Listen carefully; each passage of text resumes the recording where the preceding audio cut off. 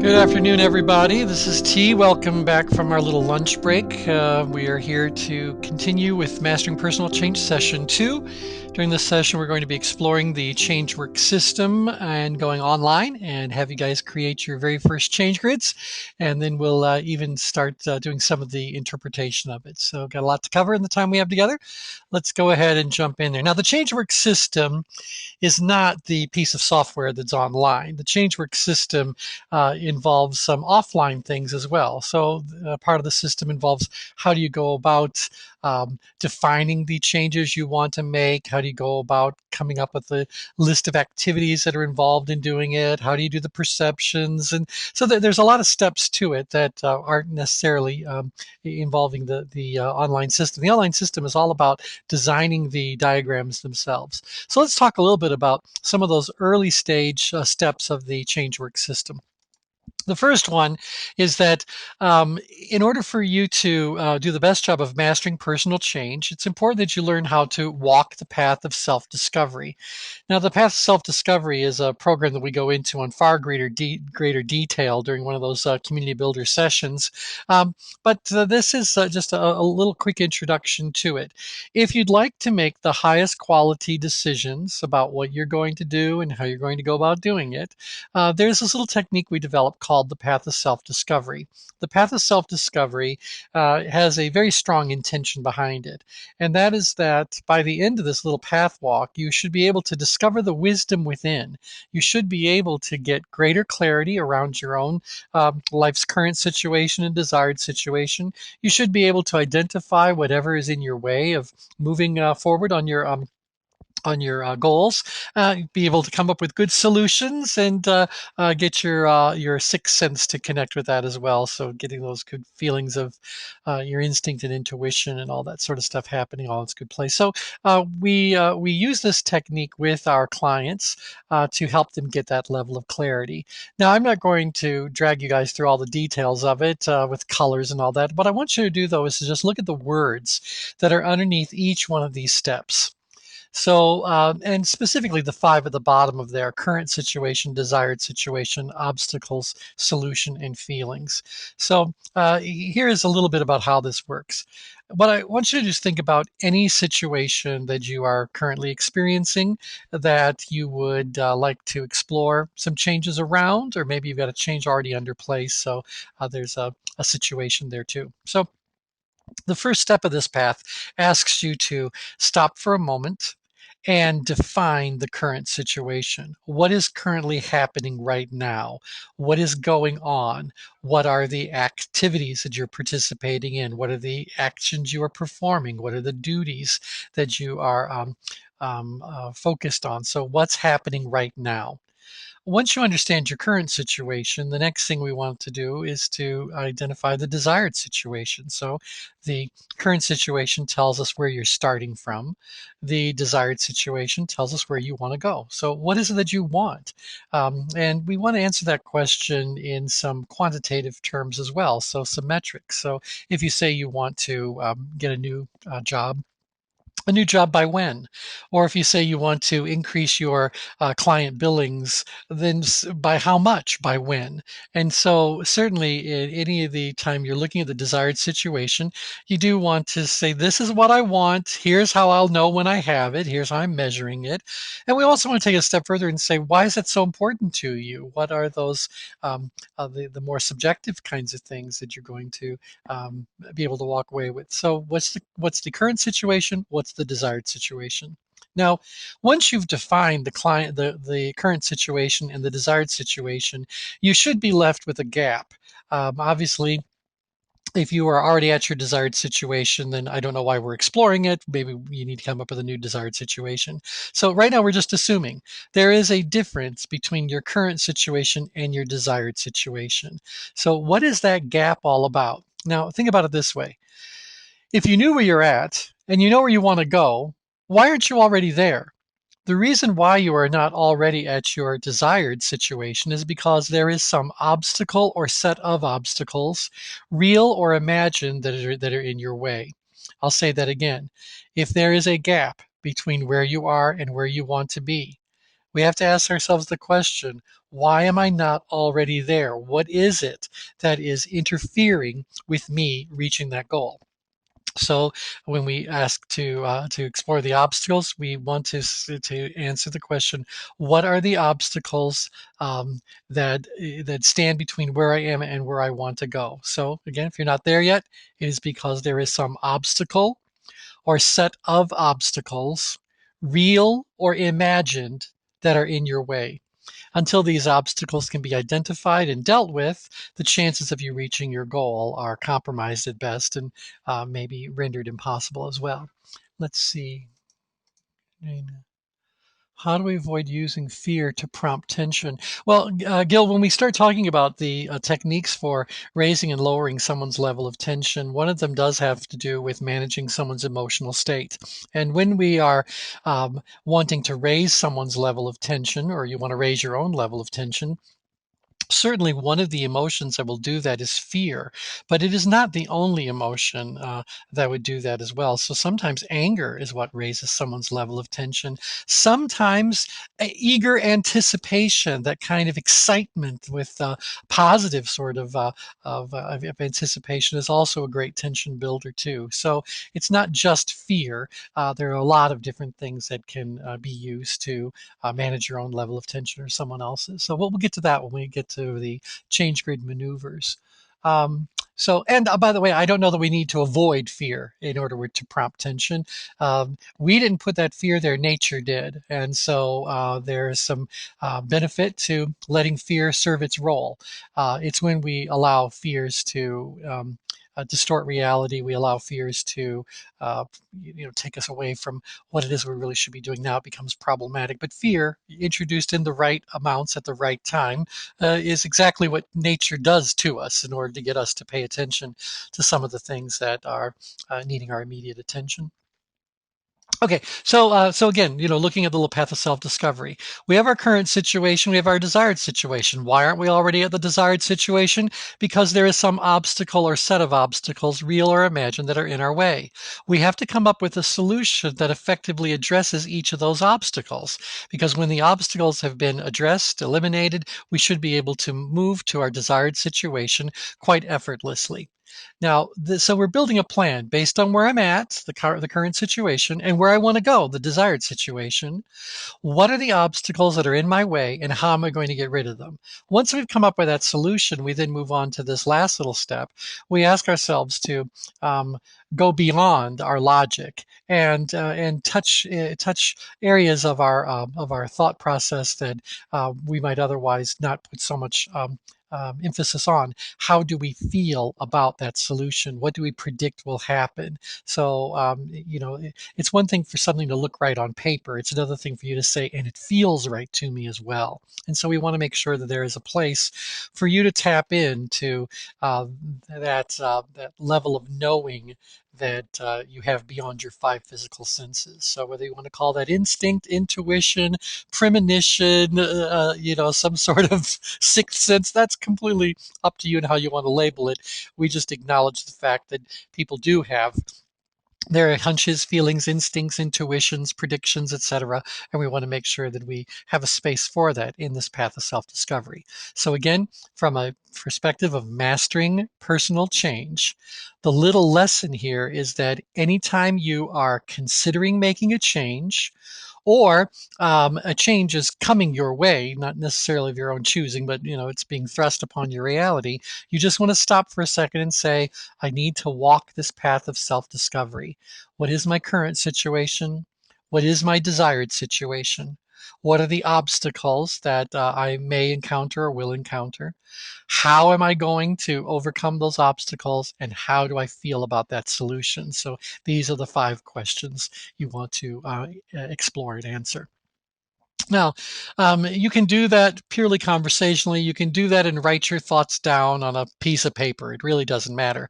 We walk the path of self discovery to get our thoughts more organized about the change, but we also do it because walking the path reveals activities that we may want to explore on a change grid. And so, as we talk about the current situation, there could be lots of little tasks, as I said, duties we need to do. The desired situation is going to require its own set of behaviors, and certainly even reaching that goal could be an activity. The obstacles each become an activity of their own. That is, how are we going to deal with this particular obstacle, eliminate it or reduce it or whatever? Certainly, the solution is filled with activities. My solution involves doing certain things, saying certain things, whatever it is. The solution is filled with actions. And ultimately, how do I feel about that? And this is more about checking in. So, what I'm going to do is lead you through an exercise where we're going to be walking our path of self discovery and creating a change grid. And the reason why I'm doing this is because I want you guys to be able to do this exact same thing for yourself as homework between now and our class coming up on Friday. So that's the path of self discovery. We'll be getting back into that in just a couple of minutes. Now, again, from this path walk, what we're trying to do is define a list of activities. Now, the activities are kind of a collection of a wide variety of different things that we could explore. For example, I mentioned tasks, specific line item tasks you have to perform. We can just list that on there. So if I have to complete my taxes, I can write down complete my taxes. If I need to make a phone call to a particular person, I need to make a phone call. So these tasks can be put onto your personal change grid as is. In fact, a great many of the members of our community use the online ChangeWorks system as their to-do list, and they populate the entire activity list with all of the things that they need to get done that particular day or that week or whatever interval they're looking at. So you could use the change grid for nothing but the tasks that are on your plate. Certainly, you could take it up a level and take a look at the goals that you have. So whether that's lose 20 pounds, increase sales by X amount, plan a vacation for whatever date, whatever those goals are finish my book, create a new marketing campaign, whatever it is, you can put the goals on there as well. And so sometimes people will use the ChangeWorks system as a goal setting exercise. So, what are all of the goals they'd like to reach? And they start listing those. And sometimes they do a hybrid. They say for each one of these goals, what would the tasks be? So, what would those activities actually look like? And that. So, you can use the change grid in very, very flexible sorts of ways. Sometimes people will use the change grid for relationship development. So, they will talk about perhaps some of the skills they need to have to work more effectively in a relationship, maybe it's something like about listening to others, asking good questions, showing empathy, arranging events for the connection to occur, doing some sort of team building. This section of relationships can be a whole activity list all by itself. And certainly, if you've got people that you need to be working with in your life, you could create a change grid that says that the activity is working productively with so and so, working productively with someone else. You could just kind of like list all of your family members, your team members, your clients, and just ask yourself when it comes to the relationship, how do you rate yourself for um, working with them in a mutually beneficial way, or influencing them effectively, or understanding their perspective. There's lots of things that we could do on the relationship side of things. You can also use the change grid to look at a variety of different situations. So maybe you're at a crossroads and you're thinking, well, should I do option A or should I do option B? Well, we can actually take option A and option B and reduce those options to a set of goals and activities and tasks, and just see how would the reality look like if I did option A versus option B. So there's all sorts of ways that people use the change grid. The thing that all their ways of using the change grid have in common is that they are building a list of activities. Activities are all about external behaviors, and so it's always about some sort of a verb. What is it that I need to be doing? What are these activities? Now, in just a few moments, we'll go online and I'll start to build an activity list so you see exactly what this is all about. After we create the activity list, the next thing we have to do is do our assessments. And so, we got a question here. What do the letters A, C, and I mean? We're getting there right now. Thank you very much, Betty. So a good little lead in. So now that we have our activities, there are three. In fact, we've added a fourth dimension we want you to explore with it. So the first assessment we're going to ask someone to make is an assessment of their ability. A stands for ability. So how would this person rate their ability to perform that activity? Now, ability tends to focus more on the logical left brain sorts of things. Ability tends to focus on the concrete variables. So, what is ability made up of? Well, it's made up of knowledge. So, do you know what you need to know? Skill, can you do the things that need to be done? Experience, have you done it before? Have you done it often enough that you've become a little bit more comfortable with it? It also has to do with resources. So, do you have the amount of time, money, energy, whatever that this task is going to require? So, when we ask someone to rate their ability, we're saying to them, thinking about this activity, how do you rate your current level of knowledge, skill, experience, and resources required to make this activity turn out the way that you want it to? So, how do you rate your ability? Now, ability can ranges on a 12-point scale. Actually, it's a 13-point scale. Ranges from a low of 0 to a high of 12. Now, there's reasons why we have such a strange scale, not a 10-point scale, not a 5-point scale. Hey, this 13-point scale. There's reasons for it, and we'll get into that as your training continues. For now, just please accept it as the way that it is. So we want to rate our ability using a scale of 0 to 12, where 0 would be clueless and 12 would be expert. So if you think about a particular activity, like let's say for example, I need to clean the roof of the house. So how do I rate my ability to clean the roof of the house? Well, ability is made up of knowledge. So do I know what I need to know to clean the roof of the house? Okay. Ability is also made up of skills. Do I have the skills that are necessary? Obviously, I've got to climb up there and use some sort of a rake to get the pine needles off of the little areas where they've accumulated, and on and on. So there's some skill definitely involved. It would also be good if I don't fall off the roof. So there's probably some skill associated with that too. Experience. Have I done it before? Is it something that I've become comfortable doing? And the last one are these resources. Do I have the ladder? Do I have the rake? Do I have the time? Do I have the safety net? Do I have the medical insurance? I mean, do I have whatever it is those resources are that I think might be necessary? And so I can rate my ability to do that somewhere between 0 and 12. Now, I'll tell you, when it comes to getting the pine needles off of the roof, I certainly am not clueless. I mean, I'm an intelligent guy. I think I could figure out what it is that needs to be done. And I know I have a ladder and I know I have a rake. So I'm thinking I've got the resources that are necessary. The skills that are involved, well, honestly, I've never done it before. So other than throwing a rake up there and trying to pull I don't really know that I've got all that. So I can't say that I'm clueless, but I'm certainly not an expert. Honestly, I've never done it before. I, by the way, have no desire to do it.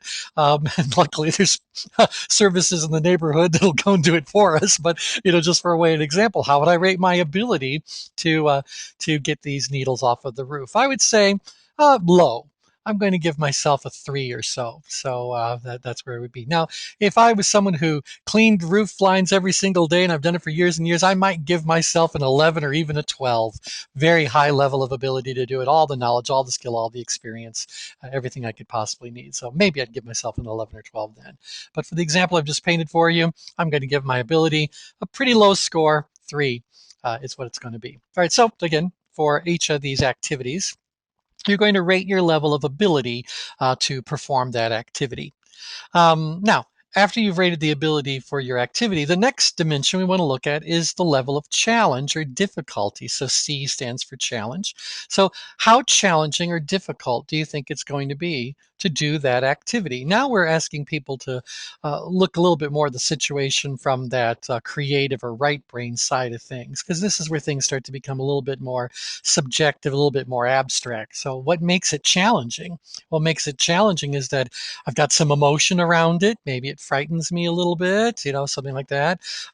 Maybe it's about, intuitions, abstractions, having a sense of something, or um, feeling something like, for example, confidence is an abstraction. It's experienced differently by different people at different times. And so while we all know what confidence is, if I say to you, I feel confident, I may not be describing the exact same experience you have when you say you feel confident. So these are subjective experiences, and it's an abstract sort of a thing. So point is, when you look at a particular situation, you start answering the question, well, how difficult, how challenging do I think this is going to be? We answer that question by going more internal, looking at our gut level feelings, instinct, intuitions, emotions, that sort of thing, all these abstract sorts of variables that are in place. Now, our perceived level of challenge also ranges from a low of 0 to a high of 12. If I give the challenge of a particular activity a 0, I'm saying it is effortless. And by effortless, I don't mean really, really easy. I mean effortless, as in this activity will happen all by itself, whether you are conscious or not. So it requires no involvement on your part whatsoever. So that's what we would say effortless really means, effortless. On the other extreme, we've got impossible. And by impossible, I don't mean really, really, really difficult. I mean impossible.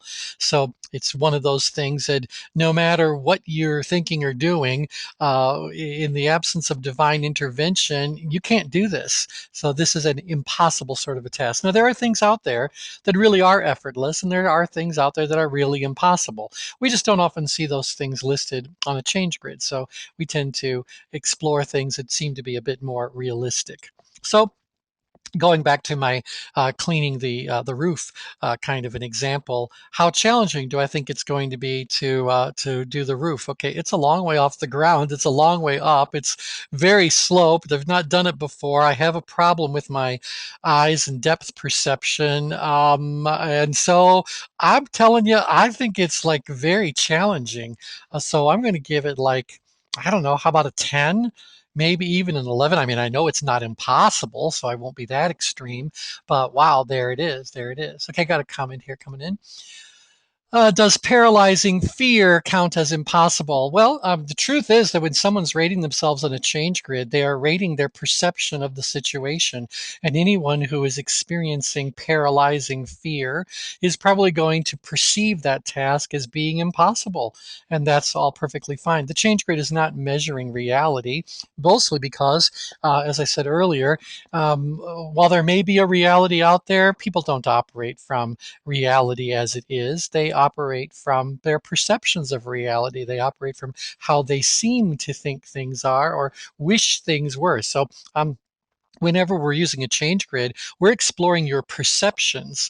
Ultimately, your perceptions are going to dictate your attitudes, beliefs, and behavior in that moment. Whether or not your perceptions are aligned or misaligned with reality is a different question and actually pretty irrelevant. So, when we're using this in corporate settings, it's amazing how often managers will say, "Well, they might perceive themselves as being very capable of doing something, but they're wrong." And I immediately say to them, and do you have absolute fact to prove that? Or is that just your perception of what's going on? So I think that people are very confused about the difference between reality and perception. And a great deal of the time that they are attributing something to reality, what they are really just doing is putting more impact on their perceptions than should really be there. So we don't consider it to be a big issue. People operate from their perceptions, and the change grade is going to help you to understand those perceptions. Now, when we talk about managing people's tension, we'll talk about managing perceptions as well. Um, Diana's also sharing it's also the difference between what you think and what you feel is possible. Well, certainly isn't that true? I think that as someone is thinking about a situation more, we're hoping they are using more of their logical processes, looking at the information's readily available, all that left brain kind of stuff.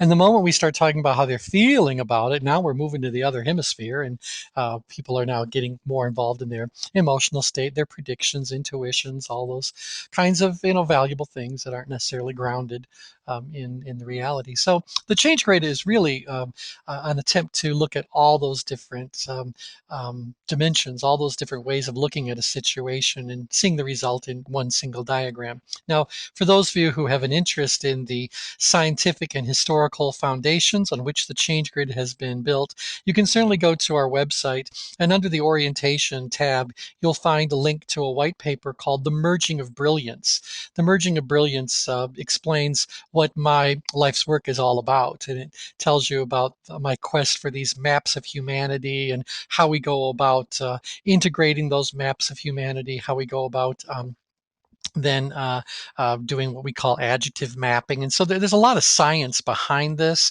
But when we're doing the program on mastering personal change, we do our best to kind of keep it as Jane Q public as possible. What are just the basic things that someone needs to understand in order to use the change grid effectively? When we move on to next week's program, which is more for the human development professionals, we start talking a lot about how fear of failure, how other things manifest themselves, far more dynamics. But we're just talking about the practical side of things. You're given a particular activity, and you're coming up with the activities. So the question is really a very simple one. How challenging do you think this is?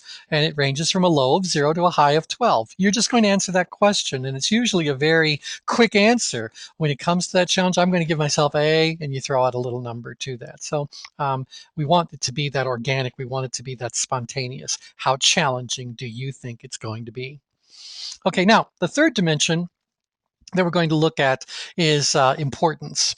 Now, importance, which is the I column you see here, importance is more of a mixed brain kind of thing. So importance just says, well, in the big scheme of things, not everything that you could be doing or should be doing represents as much value to you as some other thing might. So how important is this particular activity? So this is about our preferences, expectations, deadlines, missions. There's a lot of things that are going on that are helping me to feel a certain level of importance about a particular activity. And again, it's how important I perceive it to be. It's got nothing to do with how important the world thinks it should be or whatever. This is my perception of how important I think this activity is. So importance also ranges from a low of 0 to a high of 12. So to give an activity 0 for importance, you're saying it's insignificant, trivial, meaningless, no value to me whatsoever. Where on the other end of things, when you rate it as a 12, you're saying, oh no, this is crucial. This is absolutely mandatory, and put in every other word you can think of to emphasize how significant this really is. And so the scale for importance ranges from a low of 0 to a high of 12, from insignificant all the way up to absolutely critical. Now, the reason why we look at importance is because importance trumps everything else. It doesn't matter how strong your ability is and how easy you would find the task if you don't think the task has any value to you. So if I don't think it has any value to me, I'm rather unlikely to do anything about it, regardless of how prepared I may otherwise be. But if I think the activity is extremely important, then even though I may not have the level of ability I'd like to have, and even though it may be more challenging than I'm comfortable with, I'm still going to barrel through and do it because it's so important to me. And so ultimately, the kind of governing dimension, the governing assessment is going to be about importance. So these are the three main dimensions we look at. There is a fourth dimension that we do explore. We'll talk about that as we move on to the system. But these are the more important, or the three more important ones. Okay, now with that, what I want to do is actually go on to the change grid and show you how it all happens. Now, you need to log in. And so I want you to log in. You're going to use your first name and your last name with no space or anything in between. No capital letters, just your first name, last name. And your password is password. Once you've done that, it will save it for you, obviously, as it has for this for our main account here for IPT. So go ahead, put in your username and password, click on Login, and it should take you to the little welcome screen. Here you are now at the ChangeWorks system. Now, Let me go ahead and acquaint you with a couple of the things that happen once you've logged in. So we had our little banner head find. Over here, you see home. If you click on that, you come to this very page. Dashboard's going to be the most important thing for you to be able to access. Allows you to create the kinds of change grids that you can create. And you'll see there's several different options there. As ChangeWorks members, you all have access to My Personal Change Grid, and that's the one we're going to be focusing on for these calls. This is your online tool, and you can access this for the rest of your life. So it's there forever, forever, forever. Um, okay, now beyond that, there's also a create a profile. If you are one of our professionals who've licensed to use this with individuals and for groups, you click on there instead, and it allows you to create a much more elaborate, much more comprehensive kind of change grid. And you can also view those results, manage tags, so you can create a variety of different profiles and keep track of them in a little bit more organized way. And then my account is just your account settings. For those of you that are just team members, community members, My Personal Change Grid and My Account are probably the only two that you'll ever have any reason to access. Okay. A couple of you are saying you had no trouble getting onto the system before lunch. I'm rather mystified by that. So go ahead and log out and try logging back in, and let's see if it works, because it seems to be behaving properly on my side of things. Admin won't be on your screens. Obviously, it's on mine because I'm an administrator, so I have access. And then log out is log out. So really, everything you want to do is going to be under dashboard. So I'd like you guys to go to My Personal Change Grid. Now, when you click on My Personal Change Grid, you end up coming to just this, rather skeletal kind of a screen. Obviously, it can't create a change grid for you until you've created some activities to plot. And so I'm going to lead you through this whole process, show you a change grid, and then let you guys try it for yourself. So to begin with, you will see underneath this green bar, Add Activity. I'm starting a new activity list. I'm going to click on Add Activity. And now I have a space where I can put in the activity name. Now, an activity, again, can be any task that's on your plate, anything that you need to do. So I'm going to create a real one for you. So the first thing is I need to lose 20 pounds by July 4th. I'm involved in a little bit of a contest. I've said I wanted to get back to having a washboard abdomen. I am 20 pounds away from having a nice little six pack. And so by the 4th of July, I want my six pack back. To do that, I need to lose 20 pounds. So let's again just take a look at the activity so you can see how easy it is. All activities begin with a verb. So I want to lose, and it's good to attach some metrics. Well, lose how much? I'd like to lose 20 pounds by July 4th. So that's a nice solid activity, if I do say so myself. Now, I can add another activity if I want to right now. So let's say that this activity is, well, let's go back to my clean the roof example. Clean the roof of pine needles.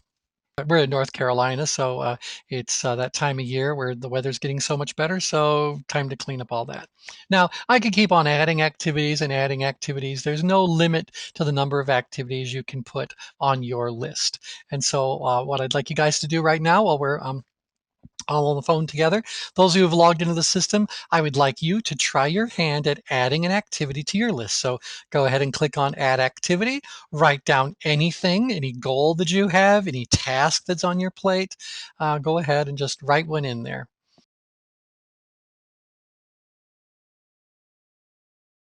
Okay, so hopefully you guys were able to do that. Now, again, you can create as many activities as you want. Now, what's a really good thing to do is to save your work on occasion. So I'm going to go ahead now and click on Save My Work. And the system is now retaining this. We've created the system in such a way that it will periodically save for you if you start working on a change grid and then you get distracted. It's going to log you out for security reasons after a while. It'll save the work that you've done. Now, right now, I can add another activity if I want to.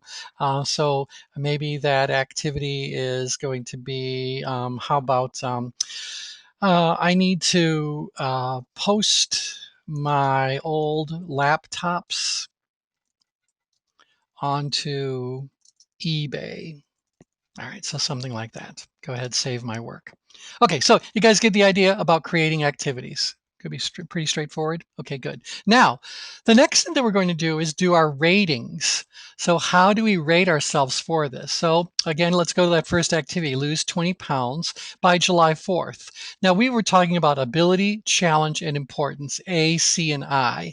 And those are the ones I'm going to focus on right now. I'm going to come back to size for in just a short while, but we don't need to worry about that one right now. So my ability, what's my ability to lose 20 pounds by the 4th of July? Well, that's barely more than a pound a week. And so I'm going to say my ability to do that is a nice solid 10. Maybe I should even say an 11, but I'll give it a 10. Now, how challenging is it for me to lose 20 pounds by the 4th of July? I'm going to have to stay on the program. I'm really going to have to stay focused to make that happen because I've gotten very close to it before. But back in my 20s, I was in the world of bodybuilding and I had ripped abdomen and all that. I want back to that. So to really get back to there, this is a very challenging thing. I'm going to give the challenge of doing it a 10 as well. Not impossible, not a 12, but something that's very, very challenging. How important is it? Well, there's money running on the deal and there's bragging rights. And so I want to win. I'm going to give it a 12. So a very important thing for me to do. Now, when I look about cleaning the roof of the pine needles, my ability to clean that roof is not all that great. I'm going to give it a 3. The challenge of doing it feels very challenging to me. I'm going to give it an 11. People fall off of roofs. The importance of me cleaning the roof of pine needles, it's not important that I'm the one who does it. So I'm going to give the importance a low rating as well. I'll give it a 3 too. Next thing, I need to update a little video we have that explains membership in the ChangeWorks community. My ability to update that, very high. I'll give it a 10, maybe even an 11. There's always something I learned, so I'll give it a 10 for now. The challenging for doing it, it's not particularly challenging. I'll give it maybe a 7 or so. Something moderate. The importance of doing it, the one we have right now is really fine, but it'd be nice to update it. I'll give it a 10 for the importance. Let's see, got a question here. Do you make a distinction between an activity, a task, and goal? Activity is a collective term. Tasks are types of activities. Goals are types of activities. We didn't know what other word to use. And again, I developed this, 32 years ago. 32 years ago, I needed one little word that could encompass all those things that we could explore in a change grid. And on the change grid, I can look at different options. I can look at different behaviors. I can look at different goals. I can look at different strategies. I can look at all these different things. What's my little collective term? The collective term is activity.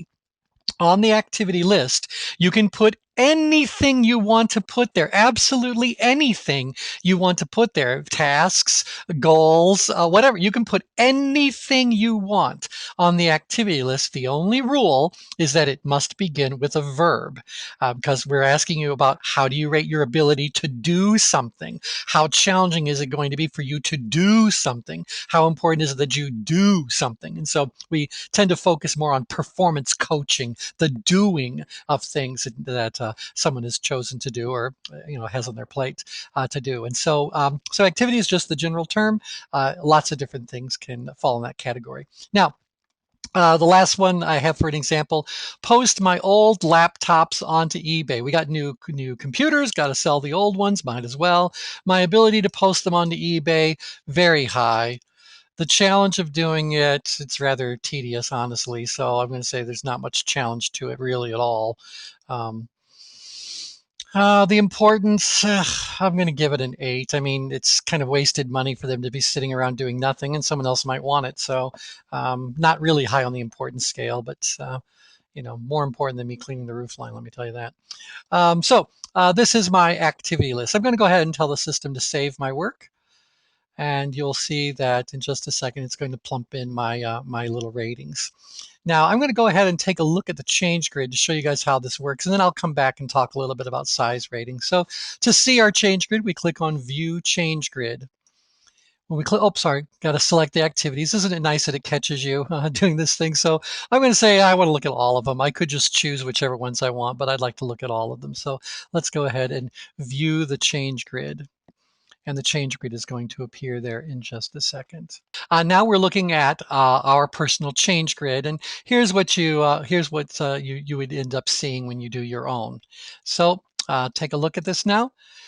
On the change grid now, we're actually looking at layer one. Layer one tells us about the 5 levels of productive tension. Each of my 4 activities is shown by a number, 1, 2, 3, or 4. So obviously they correspond to those activities. And there's a little circle around it, and I'll explain what the colors and all that mean in just a second. But for now, I just want you to understand that when it comes to activity number 2, I am up in stress. Let me scroll up a little bit. The activity list is right below. Activity number 2 is about cleaning the roof of pine needles. When it comes to that activity, the thought of that activity puts me up in stress. I don't have the ability to do it. I think it's very challenging. So it's way up in stress for me. Now, when it comes to activity number 1, which was losing those pounds, or activity number 3, which is updating that video, I'm plotting in power. And I'll explain what the levels of tension mean as your training goes on, but I just want you to see when it comes to those activities, I'm in power. Notice that activity number 3 is very low in power, almost touching power apathy. So it's getting close to kind of like a transition between 2 different levels of tension. And then that last one, activity number 4, which was posting the laptops onto eBay, I'm actually down in apathy about that particular task. Now, we'll be exploring what each of those different levels of tension means in just a moment. But I want to make sure you understand a few more things about the mechanics of what's going on. Now, where the circle or where the number, where the activity is plotted on the change grid is a reflection of the answers I gave for ability and for challenge. And so again, I'll scroll up and you'll see that for ability, when it came to cleaning the roof of the pine needles, I gave my ability a 3 and the challenge an 11. So 3 for ability, 11 for challenge. If I go back to the grid for just a second, well, you can see this. So ability, perceived ability is on this lower part of the axis, or lower axis of the change grid. Right there's number 3. And if I count up the challenge scale, up, there it is, where the challenge is 11 and the ability is 3 is right there. So can you all see how that came to be plotted at that particular location on the change grid? Yeah, so based on my perceived ability and my perceived challenge, those 2 ratings give me the physical location on the change grid. Now we'll take it a step further. I want you to look at the number of the activity all by itself. The number 2 is green. The number 1 is red. Now the color of the number reflects the importance rating that I gave. And so here, if you look at this little legend, you see the little number symbol. If the number is red, high importance. If the number was yellow, it would be moderate importance. If the number is green, it's low importance. So the color of that number is telling me about the importance of that particular activity. Now there is a 4th dimension. That dimension is size. How big do I think the task is going to be? When it comes to doing personal change grids, you can just leave them all at 0 if you want to. But basically, it's just saying that not all the tasks that are on your pile or not all the activities on your list are created equally. Some are much bigger than others. And by bigger, I mean it's going to take more time, more energy, more resources, more whatever. It's just a bigger piece of work than something else may be. And I'll give you an example of that in just a short while so you can see how it all comes together. So we're actually looking at 4 dimensions, even though it seems to be a flat 2-dimensional kind of a diagram. Now, going back to this activity up in stress, activity number 2 again was about me cleaning the roof. So I'm saying, oh, I'm up in stress about that. Oh my gosh, my ability is very low. The challenge is very high. Thankfully, it's not important to me. And so I can without guilt avoid doing it. But because it's not important. On the other hand, look at down in apathy. This activity again, activity number 4, again, posting my laptops onto eBay. It's very important that I do it, but I'm in apathy about it. And obviously, you'll learn more about apathy as the course continues. But you can imagine apathy means I don't have very much energy around it. I really don't care all that much about it. So I am in apathy about it. If it were not for the fact that it's very important, what do you think the chances are that I would ever do that activity? So if it weren't for these being important, What do you think the chances are that I'll ever list these things on eBay? Good or bad? What would you guys say? Go ahead and predict. So I see in the question panel. When importance is not very high, then don't expect very much performance around it. The again, importance trumps all. Now, one other thing I'll show you about this, and then we'll get into reading some change grids, is I want you to notice in the upper right corner, whenever you're looking at a change grid, you see the word background, and then you see this drop-down menu. The ChangeGrid has many layers. In the levels of programming that we teach, we seem to focus on these 8 layers, 9 layers, counting layer 0. By choosing a different layer, you can swap out the background image. Now, for those of you who are brand new to ChangeWorks, don't let what I'm about to show you give you any real cause for pause, but I'm going to change to the composite change grid. If you were fully trained to read a change grid, this is the diagram you would be looking at. The composite change grid shows all layers of the change grid simultaneously, and the layers aren't labeled because someone who's fluent in reading change grids already know those labels, so we really don't need to have the labels put in place. Obviously, we've learned what we need to learn. So if you want to look at the composite change grid, you just change that background. If you want to, another one we'll talk about quite a bit in next week's program is on what energy are you experiencing around it. So the energy layer just talks about these 4 energies and tells us which primary, secondary, tertiary energy we're experiencing around it. So when it comes to, for example, activity number 1, losing those 20 pounds, my energy right now is that of a driven driver. I am determined to make it happen, and it's going to happen no matter what else may come my way. I have a relentless drive on doing that. Where really, when it comes to some activity number 3, activity number 3 was about updating the video. I'm more of an analytical driver.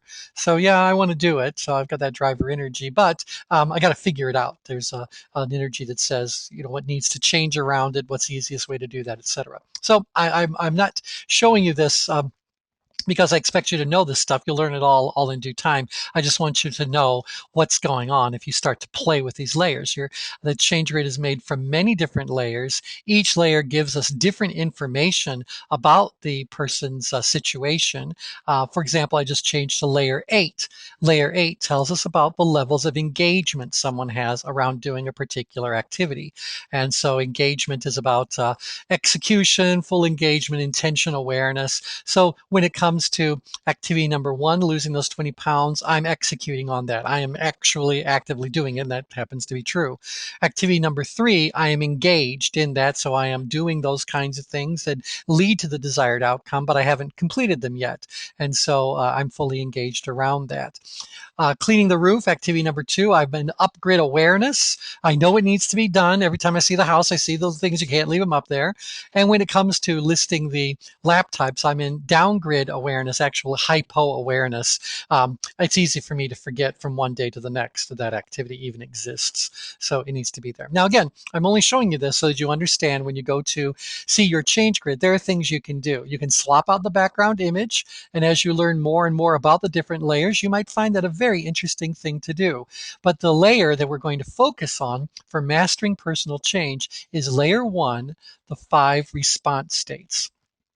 And so that's what we're going to get into next on this class. Okay, so does anyone have any questions about coming up with an activity? Any questions at all about the ratings for ability, challenge, importance? Any questions at all about swapping out the background image? Or so far, so good. Important? No, because we're going to give you some homework around this, so we want to make sure you can do it. Okay, so far so good. Great, great, great, great. All right. Yeah, there is a lot of information. There is a great deal of insight that the changer can provide. In fact, we know of no other tool that gives as much information as this one does, but the change grid can only be read by a trained human. It cannot be automated. There's no way that a computer will ever be able to interpret a change grid. And there's lots of reasons for that, but just accept that as the truth right now. So really, particularly for the human development professionals, developing fluency, competency, fluency, even mastery around reading a change grid is a wonderful differentiator for them. They are doing something that a very limited number of people on the planet are able able to do and will ever be allowed to do. So it's a very exclusive kind of a thing. So um, because it does take a good deal of commitment to really be able to master reading a change grid. That being said, to read a basic change grid is very easy. And this is something that we believe every single person, in fact, we do training programs on mastering personal change for school children, and they learn the exact same thing. They come online, they fill out their activity list, they do their ratings, they see their change grid, they see what's going on with their levels of tension, and then they do the correct maneuvers in order to move themselves to a healthier level of tension. And so this is very much a central tool for that personal growth, development, self-management kind of aspects of life. And so even when people are working with a professional coach or their own trainer or whatever, we still say to them, this is something that you can be doing for yourself so you can develop more awareness of what's going on with you and that. So for that to be satisfied, this one layer is plenty of information, but it's barely scratching the surface of what else there really is for people to learn. Okay. Yep. Dinah is sharing great visual for deciding which activities to ditch, delegate, or redesign. Absolutely right. And we say that when you're looking at a change grid, because I can see where I am, it's like it's introducing this third party to the discussion. So now it's not me talking about what I want, and it's not my coach helping me to explore sorts of things. I now have this grid in front of me, and it's revealing a lot of information. The information it reveals is actually coming to you faster and in greater quantity than conversation would even generate. So there's a lot happening on a change grid. But again, let's keep it really simple for this particular program. This again, you're an individual. You come up with your own personal list of activities. You answer your own ratings for your perceptions about the activity. So this is your change grid. You use this for your personal insight so that you can go like, what do I need to do? For example, if I have activity number 2 and it is a big goal for me to be working on, as long as it's up in stress, I know that I'm going to struggle to get that goal done because I don't know how to do it. Where I got activity number 4 plotting down in apathy. If it really is so important for me to get that activity done, I'm going to have to do something to make sure I stay on track. So I'm going to need to put in place some sort of accountability or something. To correct the loss of energy that being in apathy represents. So as we work our way through this, all this is going to obviously make really solid sense for everyone, but just kind of keep it simple for now. Now, I want to show you one more little illustration here so I can tell you about size. I'm going to add 2 activities to my list. So to add my activities, the system's always going to say what you've done till you tell it to get rid of something. I'm going to say, no, I want to add another activity. This activity is clearing my email. Like everybody else, I get plenty of junk email. My ability to clear my email is very high. I'll give it I'll give it an 11. The challenge of clearing the email is a 1. There's not much to it at all. The importance of doing it, fine, I'll give it a nice solid 10 for doing all that. And then I'll add another activity, and this is going to be about cleaning the attic. Cleaning the attic, my ability to clean out our attic is an 11. It's just a bunch of stuff. The challenge, it's not all that challenging. It's really pretty boring. So I'll give the challenge a 1. And the importance, I'm going to give it a 10 because there's a lot of stuff gathering and it's just not a good thing to be done. Now, so notice that both of these activities are the same in my estimation of my ability to do them, the challenge involved in doing them, and the importance of doing them. They seem to be identical. Do you think that's accurate for me to say clearing my email and cleaning the attic are equivalent tasks? That they're the same, or are they different in some way? Let me go ahead and save my work for just a second here. So what do you guys think? Are we saying like, yeah, they got to be different? In what way are they different? Well, they're different in the size. Clearing my email is a small task that involves a few minutes and not very much energy. Clearing the attic or cleaning out the attic is a big task. It's going to take a lot of time, a lot of energy. It's a bigger task. And so that's what the size rating is really all about. How big of a task do you think it is? And so when it comes to losing 20 pounds by the 4th of July, that feels pretty big to me. I'm going to give that an 8, because that's going to require the right kind of shopping, the right kind of cooking, the right kind of eating, the right kind of exercising. I mean, there's a lot. That's a pretty big task to be done. Cleaning the roof of pine needles, that actually feels even bigger. I mean, yeah, that feels actually bigger because I got to lug the attic, the ladder out. I got to climb up on the roof. I got to, walk all over it. Oh yeah, I'm going to say, no, that's bigger. I'm going to give that one a 9. Updating the community membership video, not a very big task at all. I'm going to give that about a 5, maybe even a 4. Posting my laptops onto eBay, not a big task, a little piece of busy work. I'll give that one a 2. Clearing my email, tiny little task, a 1. Cleaning the attic, I'm going to give it, at least a 10. I was tempted to give it an 11. So this fourth dimension is about, relatively speaking, how big do you think that task happens to be? Let me go ahead and save my work. You can notice I save my work a lot. It really isn't all that necessary. I'm just in the habit of doing that because one time the system did time out and I lost something. So I don't want to have that happen again. So I just want to save my work. Okay, now I hope you also noticed how quickly I make these assessments. When it comes to assessing my ability to do something, this isn't about you stopping and doing detailed inventories. This is, again, your perception. How able do you think you are to do this particular task, or how challenging, how important, etc. So, in fact, I'll throw another one on here just for the fun of it. And this one is going to be, how about draw a sketch of the deck for the house? Not like I'm putting a deck someplace else. How big does that feel like it's drawing a sketch? I'll give it a 2. My ability to do it's nice and solid. I'll give it a 10. The challenge of doing it, got to be careful. I'll give it an 8. The importance, an 11. That's how fast the assessments can be done. When we're asking you to rate yourself, I'm not asking you to turn it into a big, laborious, dragged out kind of intellectual process. I'm saying I just want to know about your perceptions. I'm trying to learn about the energy you have around it. And so you don't need to give it a great deal of thought. Just kind of go with what is your initial reaction to each one of these. Now, I will tell you that once you do your initial reactions, our studies have shown that if I then say to you, now I want you to rethink each one of them, and I want you to really get granular about your ratings, you would think that the ratings would end up being different, but statistically, no. If you give yourself an immediate rating of like 8 for challenge, and then I ask you to really think more carefully about it, more often than not, you're still going to give yourself an 8. Maybe you give yourself, go like, oh, maybe it's a little more challenging, I'll give it a 9. Maybe it's a little less challenging, I'll give it a 7. And so even when people are asked to do very careful, thoughtful reevaluations, their numbers stay pretty much in the same place they were to begin with. And so there's a certain benefit, I think, to the speed. So just work your way through it rather quickly.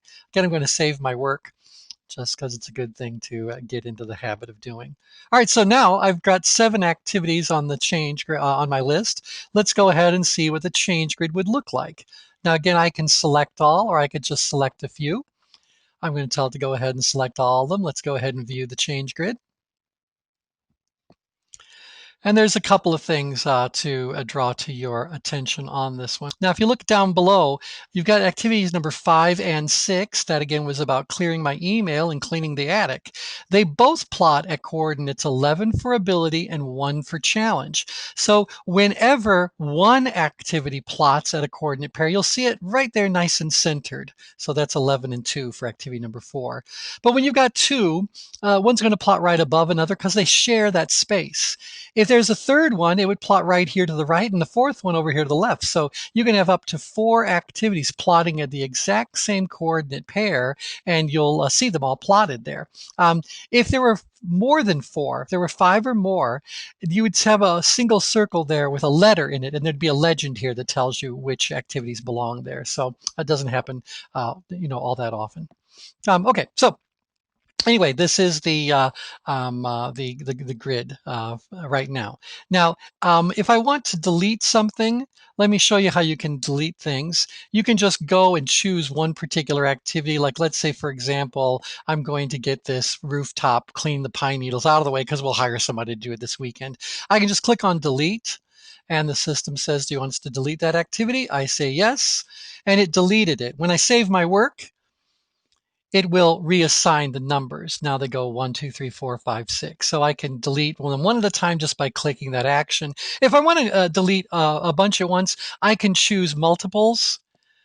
And in fact, let me say this: clearing my email and clearing the attic, I don't need both of those. So I can choose those and then just click on delete selected, and it will remove both of those at once.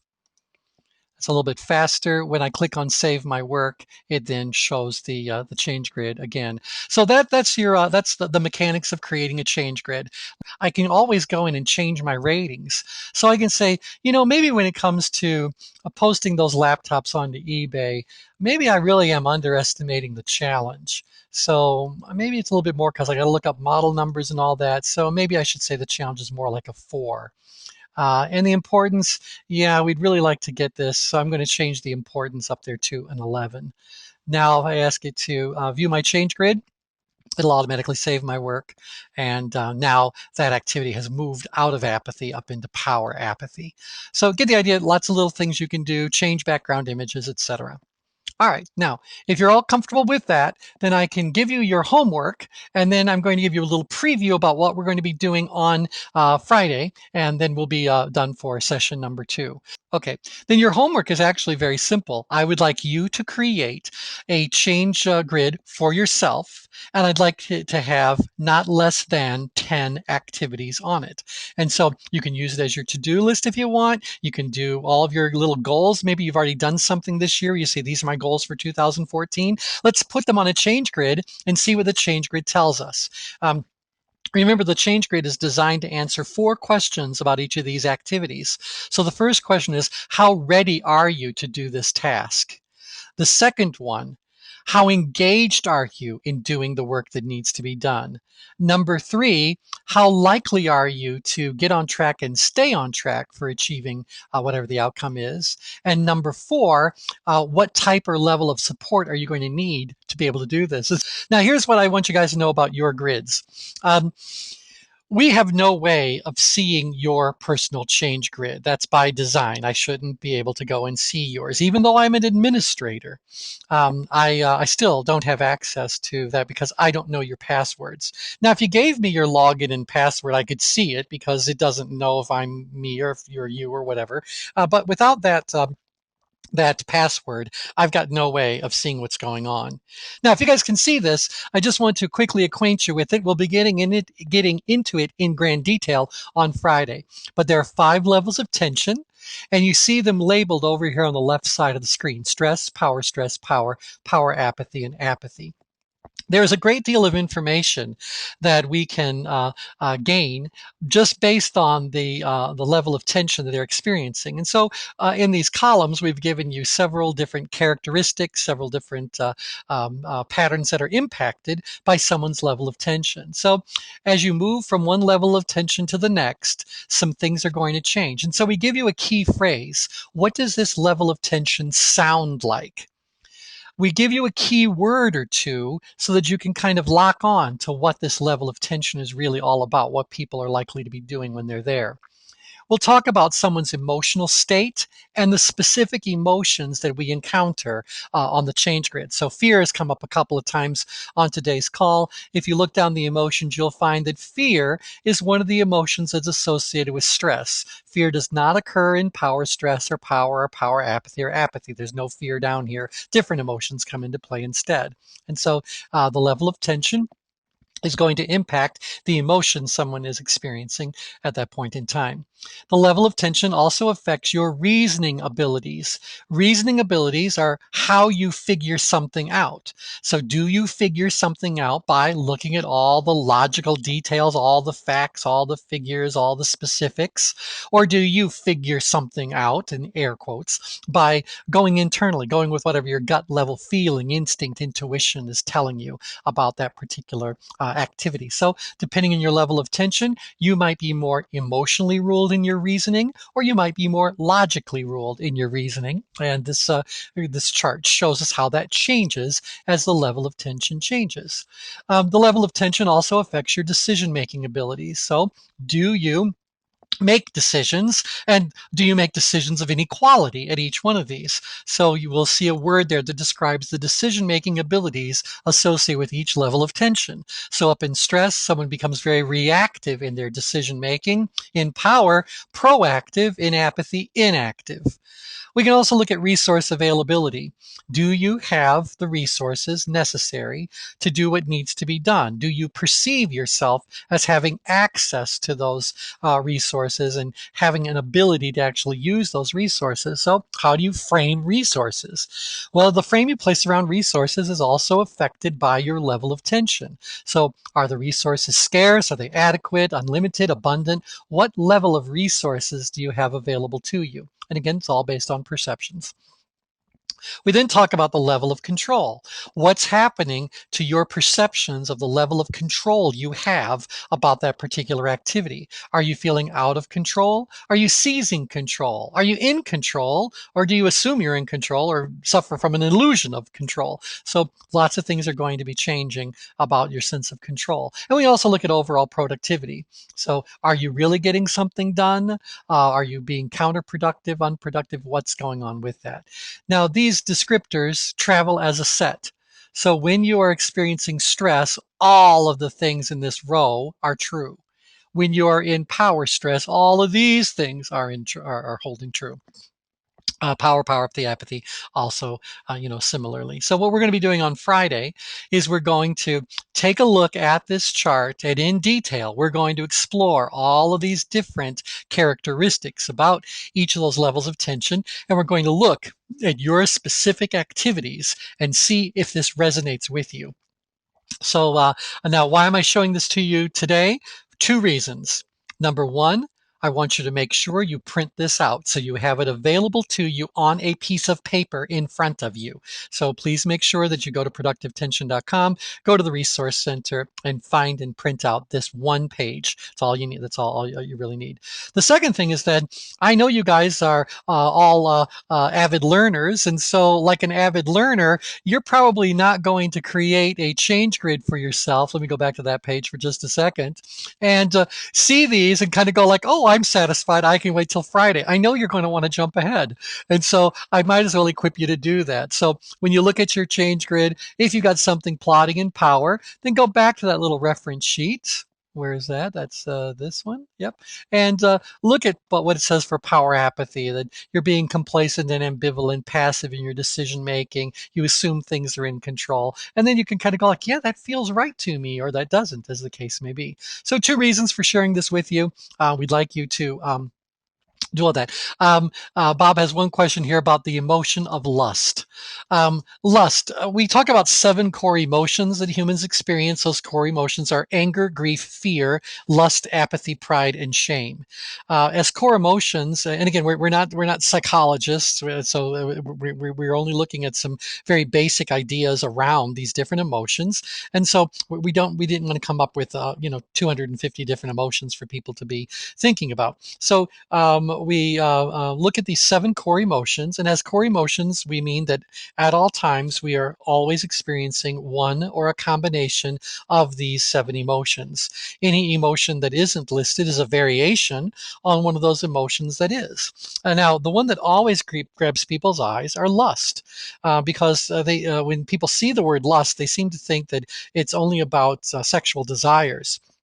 But lust is the wanting of anything. So lust or desire, this is what it's all about. So lust is simply that. So lust is the wanting of something. And it's not just, oh, someday it'd be nice if I could have that. That's it. It's like, no, I want this. I want this. It's this very strong, powerful desire that is driving you to make something happen. That is the hallmark emotion of power stress. Power stress, again, we'll get into in detail on Friday, but power stress sounds like this. I know I need to do something. I know what I'm going to do. I'm going to do it right now. This person is feeling very much ready to change, make that definitive change. They're at that threshold. They want that outcome. And so lust ends up becoming the right emotion. And if you look at level of control, they're seizing control. They're doing whatever they can do to make this all happen. So lust is a very intense wanting of something. And by the way, we use lust as the label because we find that by using more provocative kinds of labels, like apathy bothers a lot of people. um, it's because it bothers them that I know I chose the right label for that. If you got something plotting down in apathy, I want you to be disturbed by that label so that you stop for a second and ask yourself, is that right? Does that really apply? Am I okay with that? What should I be doing? We want to do something to kind of provoke you into thinking about your situation. So you can decide if it's something you want to do something about. Okay, so with that, that is your little reference sheet. Please make sure you print it out. Please feel free to look at the results of your own personal change grid to figure out what this is really all about.